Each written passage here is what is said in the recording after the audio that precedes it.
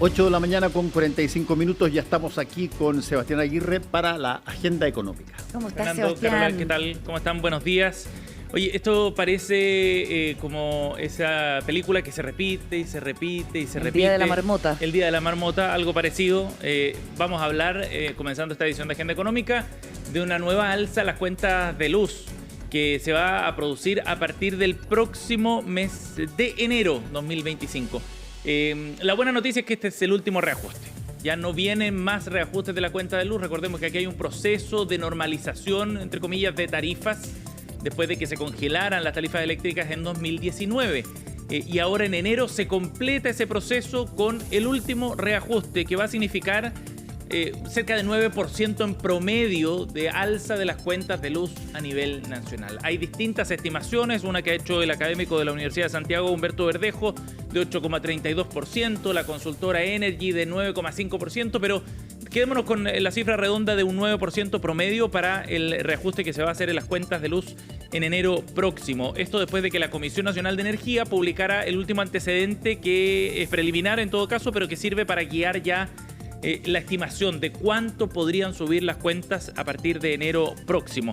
Este proceso ha tenido varias etapas, partió a mediados de este año, se reflejó con más fuerza probablemente en el reajuste de octubre, seguro que ustedes en sus cuentas, en sus casas ya lo vieron, y ahora concluye entonces con esta alza en enero, que va a tener distintas magnitudes, porque estamos hablando de un promedio a nivel nacional de acuerdo a cada capital. Por ejemplo, tomemos como referencia alguna de las ciudades más importantes. El alza más relevante viene en Valparaíso, donde el alza será de 15%, de acuerdo a las estimaciones que ha hecho el académico de la USACH, Humberto Verdejo, publicadas hoy día por Diario Pulso. En la región metropolitana debería venir un alza de 11% en las cuentas de luz, y en Ñuble será de un 9%. ¿Dónde subiría menos? En la región de Los Ríos, en Antofagasta, en las ciudades principales de esas regiones debería estar en torno al 6%. De todas maneras, es un nuevo golpe, digamos, al consumo familiar, a los presupuestos domésticos sobre todo. Acá hay alzas también a nivel industrial, en los negocios, en las pymes y también en las grandes empresas viene un proceso de reajuste que se puede sintetizar de buena forma en base a un análisis que hace la consultora Energy y que publica hoy día el Diario Financiero, que es bien interesante. Fíjense que en mayo de 2024, tomando como referencia un hogar tipo, ¿no? Un hogar modelo, digamos, una cuenta mensual sin IVA para un cliente residencial, consumo promedio de 180 kWh por mes, que es como el consumo de referencia, estaba la boleta en mayo pasado en torno a los 23.400 pesos. En septiembre ya hubo un alza a 28.600 pesos. Luego, en octubre, la misma boleta tenía un valor de 33.170 pesos. O sea, 10 lucas más ya respecto a lo de mayo pasado. Y en enero próximo, si es que tomamos como referencia estas estimaciones, va a subir a 36.000 pesos. Raya para la suma, de mayo de este año a enero 2025, el alza acumulada sería de cerca de 13.000 pesos. Es una subida súper importante, evidentemente superior al 50%, y que se siente definitivamente en los presupuestos familiares, sobre todo aquellos de menores ingresos. De todas maneras, recordemos que el gobierno activó un mecanismo de subsidio a las cuentas de luz que aspiraba a llegar a 4,7 millones de hogares a partir de enero del próximo año, pero no ha habido demasiado interés ahí, eso es bien curioso. Las postulaciones para los subsidios han superado apenas los 2 millones de postulantes, de acuerdo a lo que ha publicado hoy día el diario Mercurio. El gobierno estaba esperando cerca de 3 millones de postulantes de un potencial de 4,7 millones de hogares, pero la cifra ha estado de todas maneras por debajo de eso. Un dato bien interesante pensando en los impactos y la activación de ciertos mecanismos también de lo que podría ocurrir entonces en este ámbito en relación a las cuentas de la luz a nivel nacional, a prepararse entonces con el último reajuste que vendrá en enero próximo. Bien, vamos a ir a otro tema, son las 8:50 y vamos a abordar un asunto bien interesante en relación a los efectos que está generando a nivel global y, por cierto, también acá en Chile, el desarrollo de catástrofes naturales cada vez más intensas. Las imágenes impactantes que vimos hace algunos días del efecto que dejó la Dana, este fenómeno de lluvias torrenciales intensas en muy corto plazo en Valencia, en España, fueron realmente impactantes. No nos son totalmente ajenas. Ya vimos el año pasado, por ejemplo, las inundaciones que se generaron en la zona centro y sur de nuestro país, sumado a lo que pasó a comienzos de este año con los incendios forestales, y así, distintas catástrofes están generando perjuicios a nivel global que son catastróficos, y no solo desde lo más valioso, que es la pérdida de vidas humanas, sino también y de las tragedias que conlleva, por supuesto, todo eso, sino desde el punto de vista también directamente del impacto económico que tienen las catástrofes naturales. ¿Cómo van evolucionando y qué estimaciones se hacen respecto al efecto que estas tienen? Es lo que vamos a conversar a esta hora con Sergio Gómez, es Head of Data y Analytics de Aon Reinsurance Latinoamérica. Gracias por estar con nosotros, Sergio, aquí en Agenda Económica. Bienvenido. Gracias, Sebastián. Un placer estar aquí con ustedes. Sergio, bueno, ustedes han evacuado recientemente un reporte que permite hacer una estimación al tercer trimestre de las catástrofes naturales, el efecto económico que están generando. Partamos con los datos más básicos para poner sobre la mesa. ¿Cuál es la estimación que hacen ustedes del efecto económico que han tenido estas catástrofes a la fecha, hasta el tercer trimestre de este año? Sí, este es un reporte que nosotros sacamos de manera trimestral. A la fecha las pérdidas económicas causadas por catástrofes naturales suman alrededor de 258 mil millones de dólares. Esto está más o menos un poco por debajo del promedio de los años del siglo XXI. Sin embargo, ya sabemos que a principios del cuarto trimestre ocurrió otro huracán aquí en Estados Unidos, claro, que va a elevar las pérdidas, yo creo que a más del promedio de lo que hemos visto en los últimos años. Ajá. O sea, ¿este año podría ser un año récord eventualmente del efecto económico de las catástrofes naturales? Yo no diría récord porque ha habido años peores, pero sí va a estar por encima del promedio. Ahora, esto es a nivel global. Eso varía dependiendo de la región, dependiendo del mercado, sí. Pero sí, vamos a estar por encima del promedio. Ajá. En esta estimación, ¿qué tipo de catástrofes se consideran para el cálculo, Sergio? Consideramos desde terremotos hasta, pasando por sequías, inundaciones, incendios forestales, obviamente ciclones tropicales, así como tormentas, heladas, todo tipo de fenómenos naturales que causen eventos catastróficos. Y digamos que en el reporte lo separamos por tipo de catástrofe, y también vemos lo que es la pérdida económica versus la pérdida que asume el sector de los seguros, lo que llamamos la pérdida asegurada. Exacto. Sergio, hacemos una comparación. Ustedes son una empresa global, tienen presencia en todo el mundo, y eso permite tener esa perspectiva más amplia con harta data, digamos, con harta información. ¿Cuál es la tendencia que han observado ustedes en las últimas décadas? Ya no hablemos solamente de los últimos años, sino que las últimas décadas respecto a los costos asociados a catástrofes naturales. ¿Han sido más costosos efectivamente o más destructivos? Sí, lo que vemos es una tendencia al alza. Digamos que en los últimos 25 años, por ejemplo, las catástrofes han causado cada vez más costos económicos. Esto tiene que ver, una de las razones es que hay más, las economías se han desarrollado y hay más exposiciones, es decir, las catástrofes naturales están destruyendo más cosas porque hay más cosas por destruir. Un segundo punto tiene que ver con que las personas están viviendo cada vez más cerca a donde ocurren las catástrofes naturales. En el caso de Chile, por ejemplo, los incendios antes de pronto no causaban tantos daños. Ahora, como en el caso de los incendios de este año en febrero, los incendios fueron en una zona donde había una densidad de población alta, y por eso causaron tanto daño, tanto material como en vidas humanas.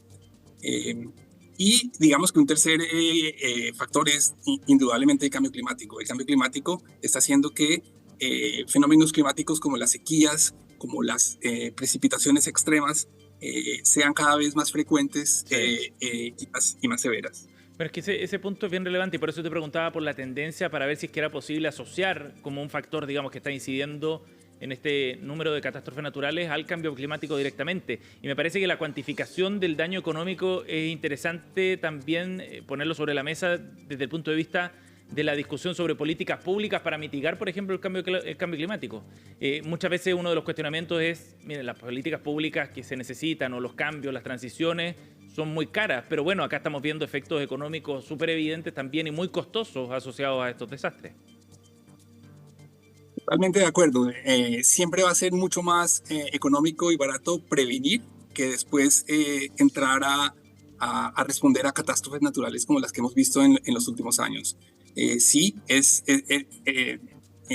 cuesta mucho dinero prepararse, mitigar todos los riesgos, pero siempre va a ser más barato que entrar una vez ocurrida la catástrofe, a reparar. Entonces, ese es un punto importante. El otro punto importante es que las medidas de mitigación funcionan. Digamos que en el caso de Chile, por ejemplo, en el caso del terremoto, Chile es uno de los países del mundo en cuanto a su resiliencia y a su preparación ante los eventos sísmicos. Creería que deberíamos aprender lecciones de cómo Chile ha enfrentado el riesgo sísmico para ahora enfrentar otras amenazas que la están afectando en los últimos años, como son las inundaciones y como son los incendios forestales. Sergio, estamos conversando con Sergio Gómez, que es Head of Data and Analytics de AON Reinsurance Latinoamérica. ¿Y qué decisiones debiéramos tomar las personas? Porque obviamente los estados frente a este nuevo escenario, y estoy pensando en decisiones de seguro, ¿cierto? Porque las pólizas muchas veces no cubren fenómenos que son recientes, que son más nuevos. ¿En qué debiéramos fijarnos los consumidores para estar prevenidos frente a un eventual siniestro? Gracias. Sí, digamos que evidentemente como consumidor lo primero que hay que hacer es estar muy claro acerca de qué es lo que cubre y qué es lo que no cubre las pólizas de seguros. Eso en cuanto a inundaciones, en cuanto a incendios forestales, es importante conocer. Bueno, eso es lo primero. Lo segundo es que ya existen y están diseñándose productos innovadores de seguros para complementar la protección que ofrecen las pólizas tradicionales. Estoy hablando de seguros paramétricos. Un seguro paramétrico lo que hace es pagar un siniestro cuando se da una catástrofe natural cumple con ciertas características. Sí. Por ejemplo, cuando un sismo tiene una magnitud de más de cierto umbral en una área geográfica, el producto paramétrico paga rápidamente sin necesidad de hacer ajustes de siniestros. Esto, por ejemplo, después del huracán María en Puerto Rico, está siendo muy popular tanto para las empresas como para las personas. Entonces, de esta manera, la persona podría tener un pago en efectivo de manera rápida que le permita empezar a recuperar lo que perdió por la catástrofe. Sergio, y Chile en particular, ¿qué tan expuesto está? En base a estas estimaciones que ustedes hacen, por ejemplo, ¿cuál es el nivel de impacto económico que ha tenido este año el desarrollo de catástrofes naturales y cómo está ese dato en el contexto latinoamericano? A ver, Chile siempre ha estado expuesto a terremotos, como todos lo sabemos.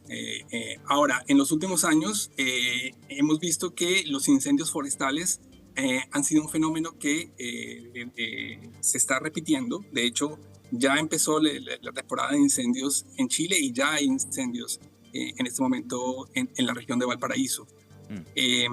Esto es debido a muchos factores. Uno de los grandes factores es la megasequía que Chile ha venido sufriendo desde el 2010.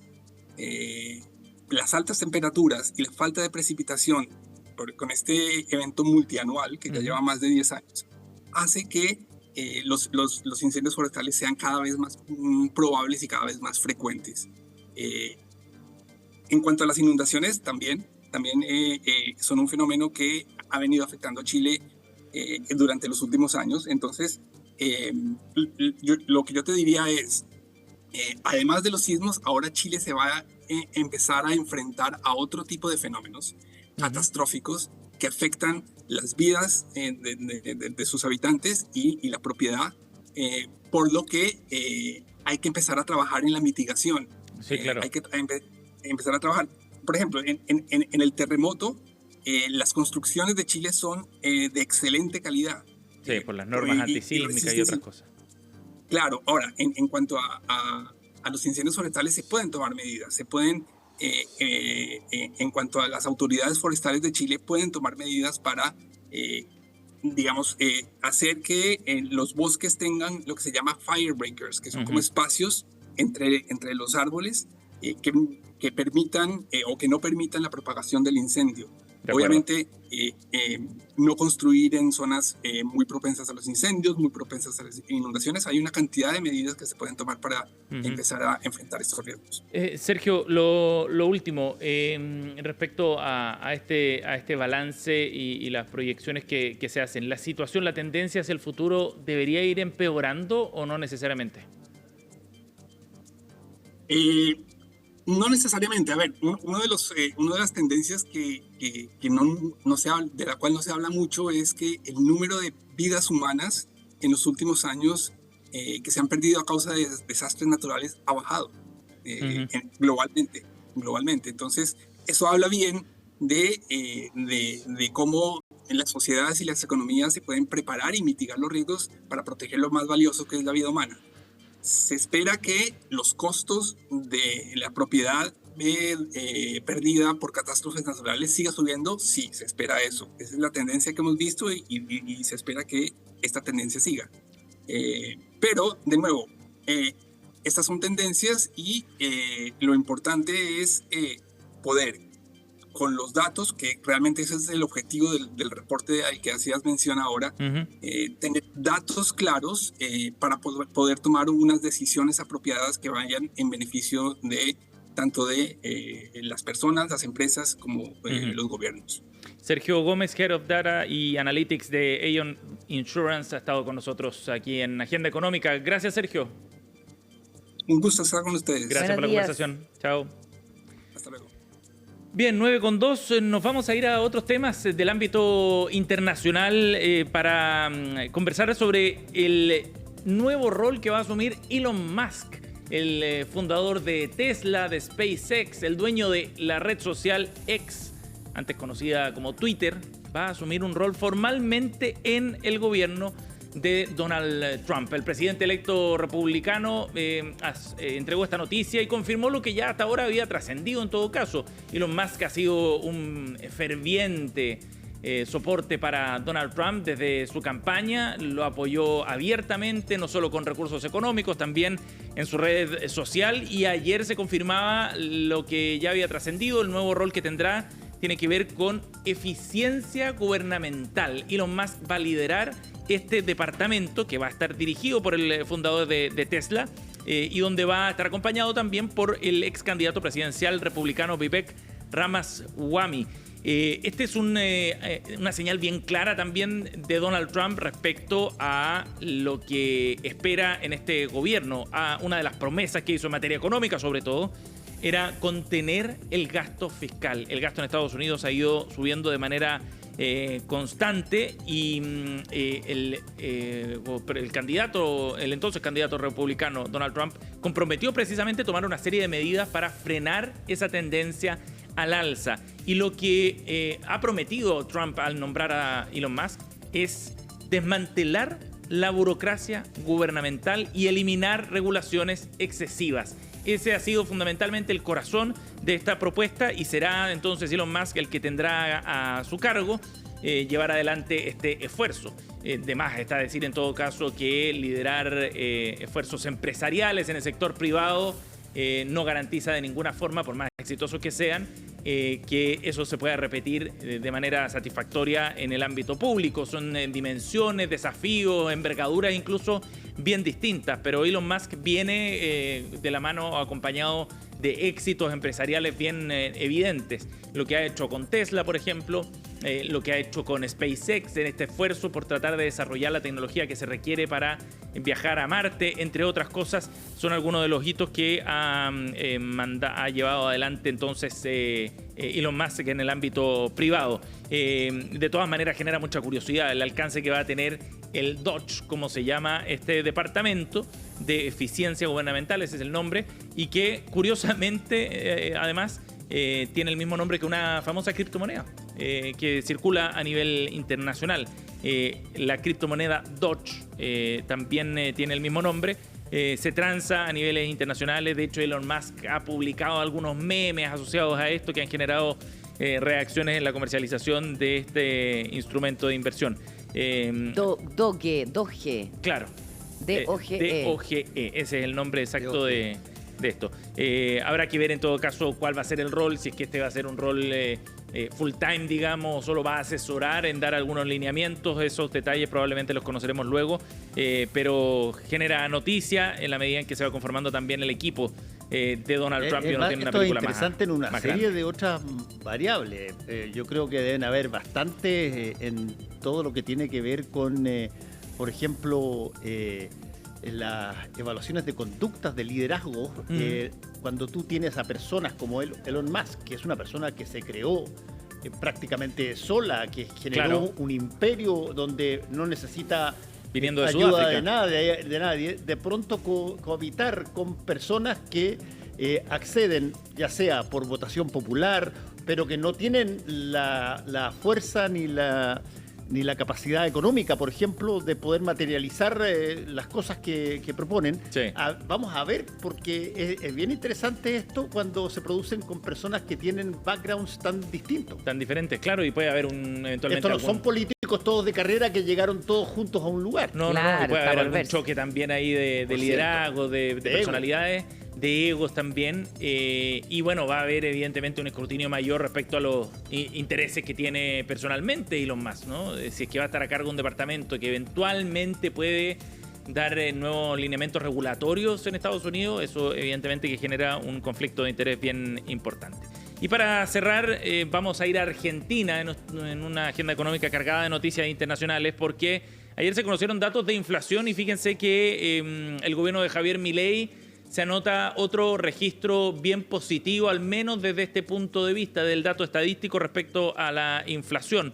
Llegó a un 2,7% en el mes de octubre, de acuerdo a los indicadores estadísticos argentinos, y este es el dato más bajo para un mes en los últimos 3 años en Argentina. Sabemos que el país vecino ha estado lidiando con una alza de precios constante en los últimos años. De hecho, se transformó en el principal dolor de cabeza para el gobierno anterior de Alberto Fernández, y Javier Milei se propuso precisamente dar una batalla decidida contra este flagelo, con el impuesto a la pobreza, que se define como se define a la inflación. Y ha anotado algunos registros bien importantes. De hecho, no solo es el dato más bajo en 3 años, sino que también representa una baja respecto al dato que se había anotado en septiembre. De todas maneras, hay que mirar la película completa, y si uno ve los últimos 12 meses, la inflación sigue disparada. O sea, Argentina registra inflación de 193% en el último año, acumulado en el último año, en el registro de octubre. Y de todas maneras sigue siendo un gran problema. Hay otro tema que hay que mirar con atención también, y que tiene que ver con una baja de inflación asociada a un alza de precios también que ha habido en los últimos meses, que ha restado consumo, capacidad de consumo para los argentinos. Están en una situación bien compleja. De hecho, muchos vienen a comprar a Chile algunos productos, dado los niveles altos que se han registrado en algunos productos críticos allá en el país vecino. De todas maneras, este dato, si uno lo compara con lo que pasó en diciembre o enero pasado, cuando estábamos hablando de inflación por sobre el 20%, aparece de todas maneras como un avance bien importante en un tema, como decíamos, vital para la economía argentina. Muy bien, la agenda económica con Muy bien, Sebastián gracias, Aguirre, muy Sebastián. completa. Muchas gracias, Chao, que estén Sebastián. Nos vemos. Pausa y ya seguimos con más. Así es.